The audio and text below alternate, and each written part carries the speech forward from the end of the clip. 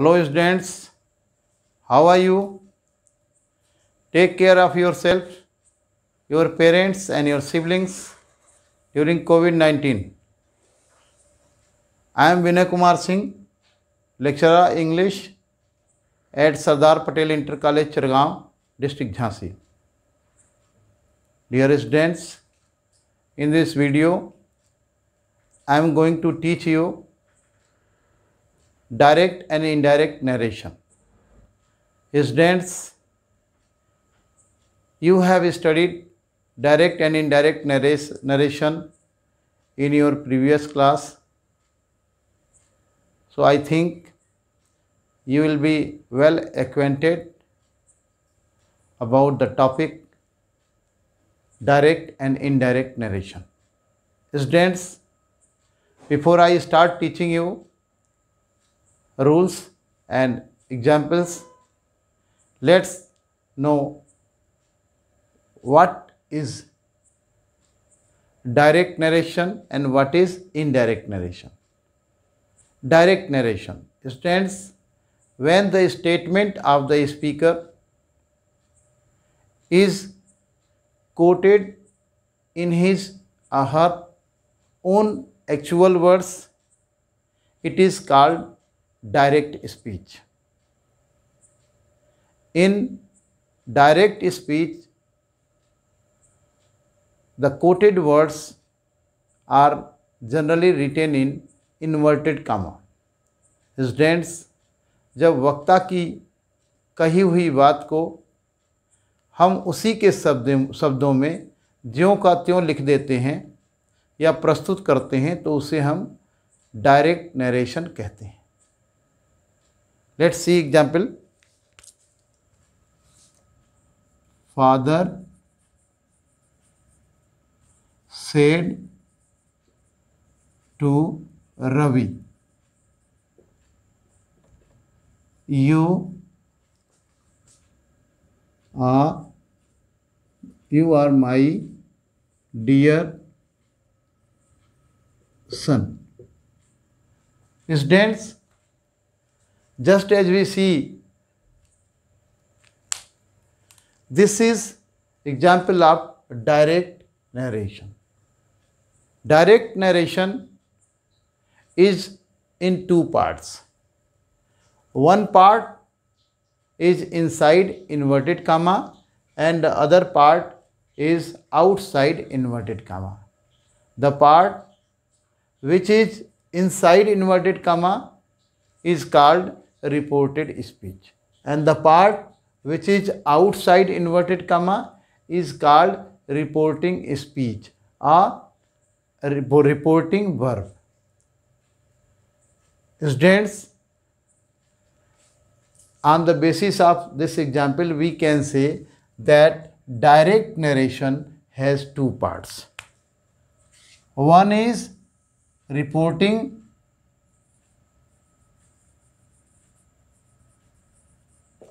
speech and the other one is reported speech. Reported speech. Reported speech or quoted speech is generally inside inverted comma. Okay. Now let's see. Reporting speech has three parts. Sometimes two parts, but in this sentence it has three parts. Let's see. Reporting speech. Three parts. How? Father said and to Ravi. Students, these are three parts. Father is a speaker. It is subject. Okay. Reporting verb said is reporting verb. Students, we have to focus on reporting verb. Reporting verb, it is frequently used. The term The phrase reporting verb is frequently used, so you should focus here. To Ravi is object. Okay? In this way, we have understood that reporting speech has three parts: speaker, which is subject, reporting verb, you see, and the object. Okay? Now come to the reported speech.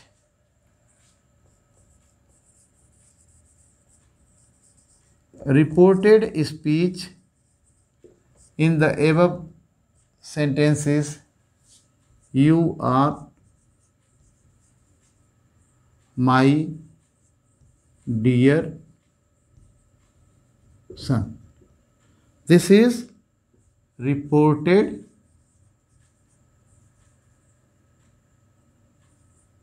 speech. Okay, I think you will be completely clear about reporting speech and reported speech. Now let's know what is indirect narration. Indirect narration.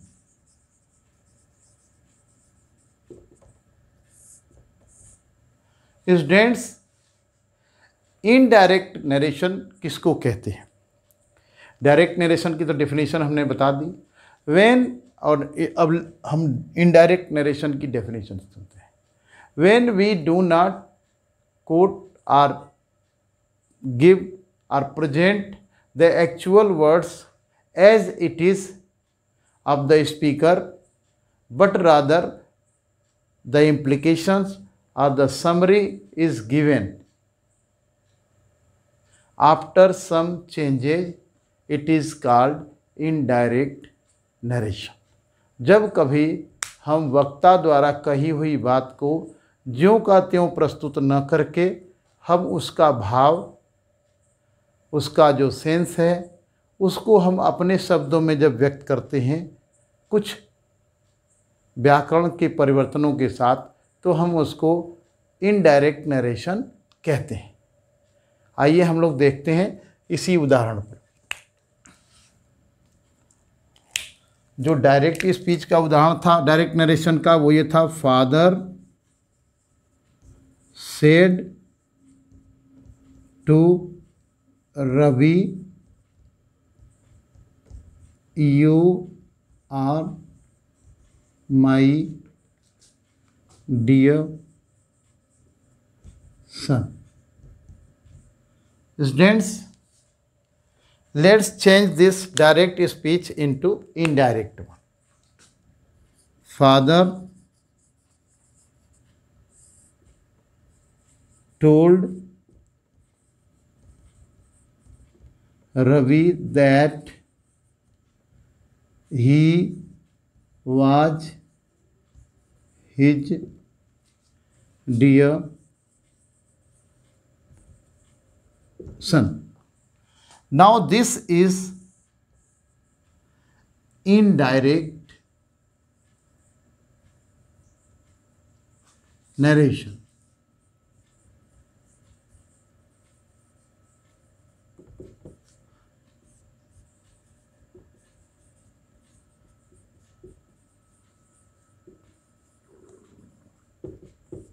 Students, you can see we have made some certain grammatical changes as well as changes in pronouns.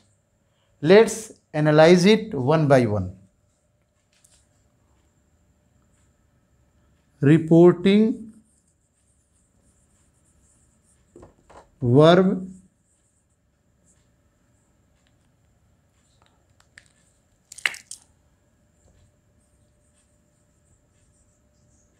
Said to को हम लोगों ने told में बदल दिया। One thing. Next thing, inverted comma.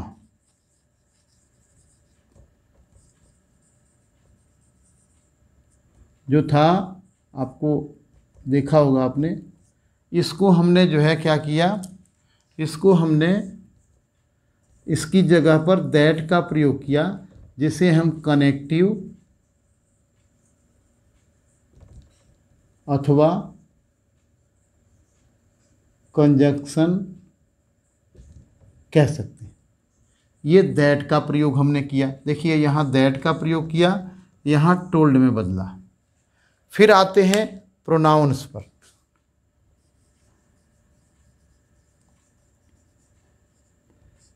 Pronounce you,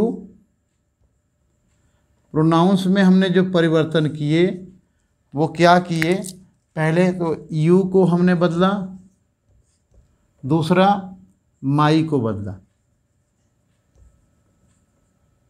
M why my.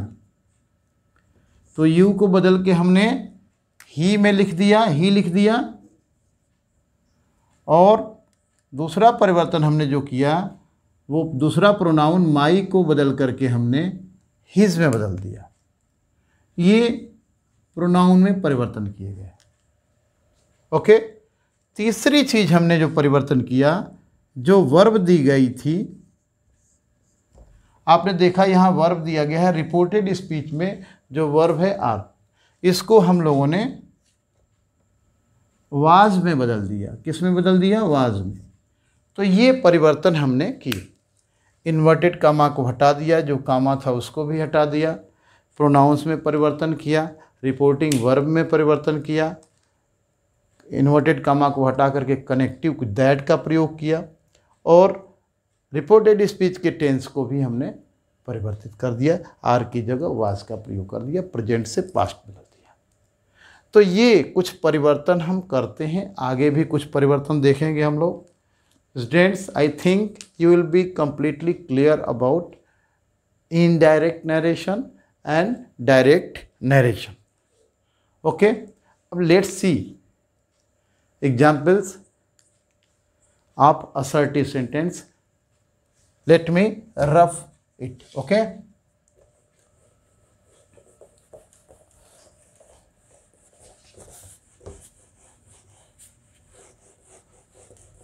students,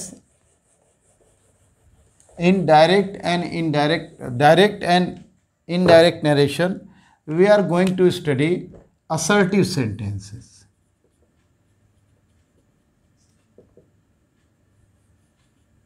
Assertive sentences. What are assertive sentences?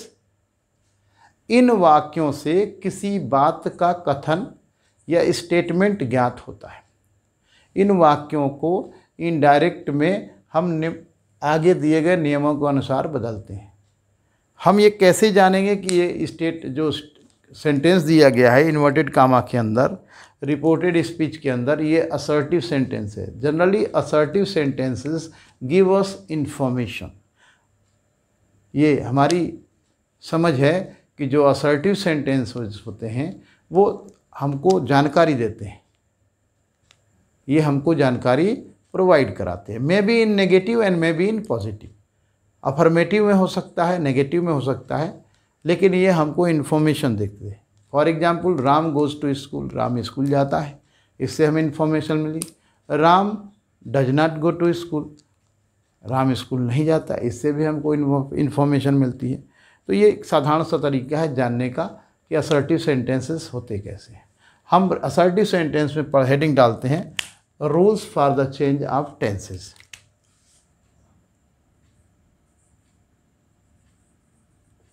Rules for the change of tenses. हम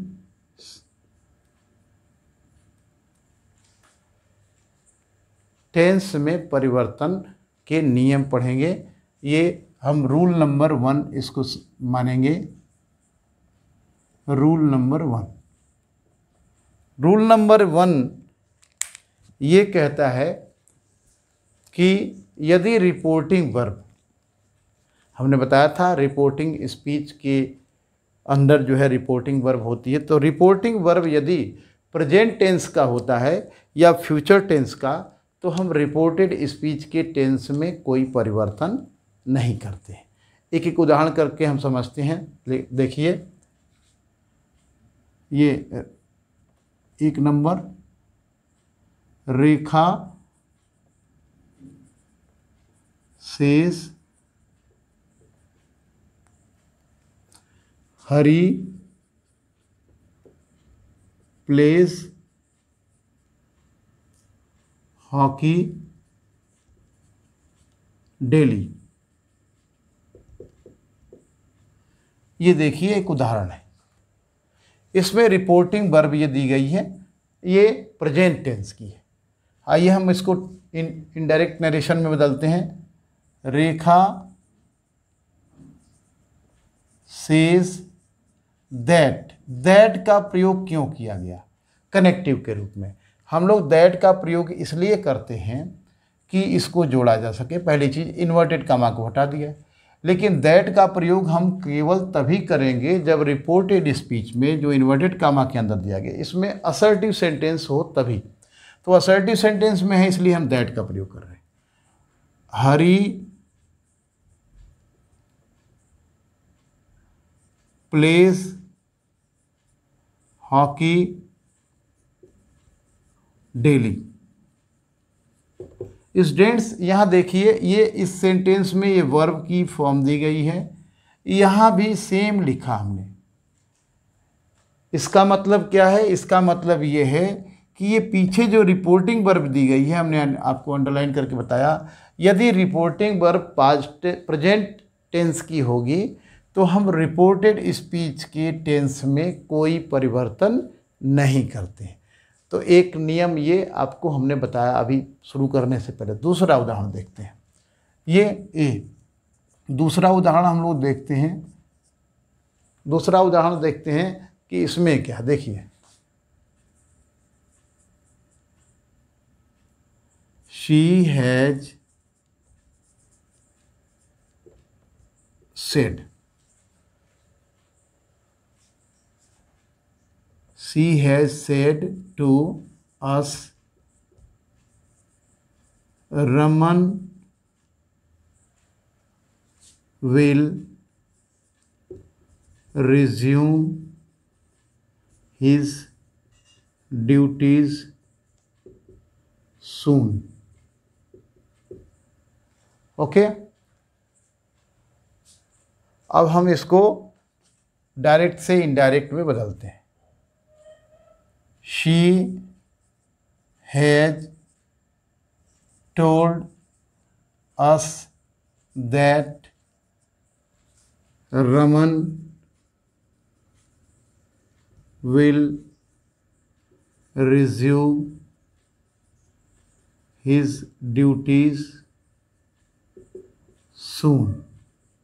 इसमें भी हमने देखा, अब यहाँ देखिए फिर से हैज सेड, ये प्रेजेंट टेंस है, तो रिपोर्टिंग वर्ब फिर से प्रेजेंट टेंस की है, इसलिए रिपोर्टिंग वर्ब रिपोर्टेड स्पीच के हमने टेंस में कोई परिवर्तन नहीं किया। ये रिज्यूम था विल रिज्यूम, तो विल रिज्यूम का विल रिज्यूम बना रहा। ठीक है, अब हम लोग देखते हैं, देखिए अब कोई दूसरा प्रकार का सेंटेंस रहेगा। अभी तो प्रेजेंट देखा, अब फ्यूचर टेंस रहेगा, तब क्या करेंगे? देखिए, Mohan will say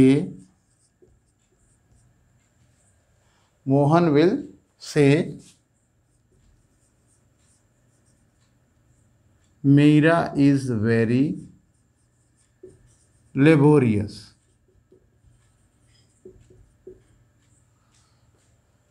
Meera is very laborious. तो अब देखिए, यहां गौर करिए, ये फ्यूचर टेंस की रिपोर्टिंग वर्ब आ गई। नियम ये है कि अगर फ्यूचर टेंस की रिपोर्टिंग वर्ब होगी तो भी हम रिपोर्टेड स्पीच के टेंस में कोई परिवर्तन नहीं करेंगे। देखिए, Mohan will say that Meera is very laborious. देखिए, ऊपर जो है रिपोर्टिंग वर्ब की क्रिया जो है, रिपोर्टेड स्पीच में जो क्रिया है इज है, नीचे भी इज रखा गया। क्यों नहीं बदला गया? क्योंकि जो रिपोर्टिंग वर्ब है ये दी गई है विल से, ये फ्यूचर टेंस की है। जब कभी भी रिपोर्टिंग वर्ब फ्यूचर टेंस की होगी तो भी हम रिपोर्टेड स्पीच के टेंस में कोई परिवर्तन नहीं करते। ठीक है, अब ध्यान दीजिए, यहाँ हैज सेड, हैज रह गया, सेड टू को हम लोगों ने टोल्ड में बदल दिया, यहाँ सेज का सेज रहा, यहाँ विल से का विल से रहा। तो हम ये ध्यान देते हैं जब कभी भी से, सेज या सेड को इनडायरेक्ट स्पीच में, इनडायरेक्ट नरेशन में बदल रहे होते हैं तो हम इन्हें से को टेल में, सेज को टेल्स में, सेड को टोल्ड में तभी बदलते हैं जब इनके बाद कोई ऑब्जेक्ट हो। इनके बाद जब कोई ऑब्जेक्ट आएगा टू लग करके तब हम से को टेल में बदल देंगे और सेज को टेल्स में बदल देंगे और सेड को टोल्ड में बदलेंगे। अगर ऑब्जेक्ट नहीं है तो हम इन्हें से को से में ही रहने देंगे, सेज को सेज में और सेड को सेड में ही बने रहने देते हैं। दूसरा नियम अब आते हैं। देखिए रूल्स नंबर 1 में हमने क्या बताया, हमने ये कहा कि रिपोर्टिंग इस वर्ब यदि प्रेजेंट टेंस की होगी या फ्यूचर टेंस की होगी तो हम रिपोर्टेड स्पीच के टेंस में कोई परिवर्तन नहीं करेंगे। अब नियम दूसरा ये कहता है कि अगर rule 2 reporting verb past tense की होगी तो हम रिपोर्टेड स्पीच के टेंस में परिवर्तन करेंगे और नियम के अनुसार करेंगे जो ग्रामर में नियम दिया गया है। तो पहले हम लोग उदाहरण देखते हैं, ठीक है, इसके बाद ये करते हैं। पवन सेड राजीव टेल्स अ लाई।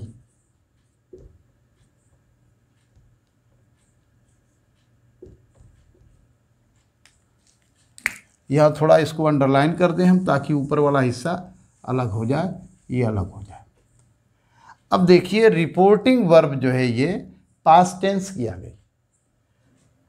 अगर रिपोर्टिंग वर्ब पास्ट टेंस की रहेगी तो हम रिपोर्टेड स्पीच के टेंस में परिवर्तन करेंगे और नियमतः करेंगे। नियम ये है कि अगर रिपोर्टेड स्पीच के अंदर प्रेजेंट इंडेफिनिट टेंस का प्रयोग होता है तो हम रिपोर्टेड स्पीच के प्रेजेंट टेंस को पास्ट इंडेफिनिट टेंस में बदलते हैं। प्रेजेंट इंडेफिनिट टेंस को हम पास्ट इंडेफिनिट टेंस में बदल देंगे। फॉर एग्जाम्पल देखिए, Pawan said that Rajiv told a lie. Students देखिए, आपने यहाँ जो रिपोर्टेड स्पीच है ये यहाँ से यहाँ तक, इसमें जो वर्ब दी गई है टेल्स दी गई है, प्रेजेंट इंडेफिनिट टेंस की वर्ब है। और इसको जब हम डायरेक्ट से इनडायरेक्ट नरेशन में बदला हमने तो इसको टेल्स की जगह टोल्ड में बदल दिया, यानी पास्ट इंडेफिनिट टेंस में बदल दिया। क्यों बदला? क्योंकि रिपोर्टिंग वर्ब जो है पास्ट टेंस की है। इसका ये दूसरा नियम बी, रूल नंबर 2 का बी, यदि रिपोर्टिंग वर्ब पास्ट टेंस की होगी और रिपोर्टेड स्पीच में प्रेजेंट कंटीन्यूअस टेंस आएगा तो हम उस प्रेजेंट कंटीन्यूअस टेंस को पास्ट कंटीन्यूअस टेंस में बदल देंगे। ठीक है ना? देखिए, the boys said she is reading a novel. अब इसको फिर से गौर से देखिए, ये यहाँ रिपोर्टिंग वर्ब जो है पास्ट टेंस की है और रिपोर्टेड स्पीच का जो टेंस है प्रेजेंट कंटीन्यूअस टेंस है। तो हम क्या करेंगे? वही नियम कि यदि reporting verb present reporting verb जो है पास्ट टेंस की होगी, तो रिपोर्टिंग वर्ब के प्रेजेंट कॉन्टिन्यूअस टेंस को हम पास्ट कॉन्टिन्यूअस टेंस में बदल देंगे। तो उस तरह से क्या होगा, the boys said that she was reading a novel. Students, you can see here is reading has been changed into was reading, means present continuous tense has been changed into past continuous tense. Let's see another rule. See, यदि reporting verb past tense की हो और reported speech में present perfect tense आता है, तो हम reported speech के प्रेजेंट परफेक्ट टेंस को पास्ट परफेक्ट टेंस में बदल देते हैं। देखिए,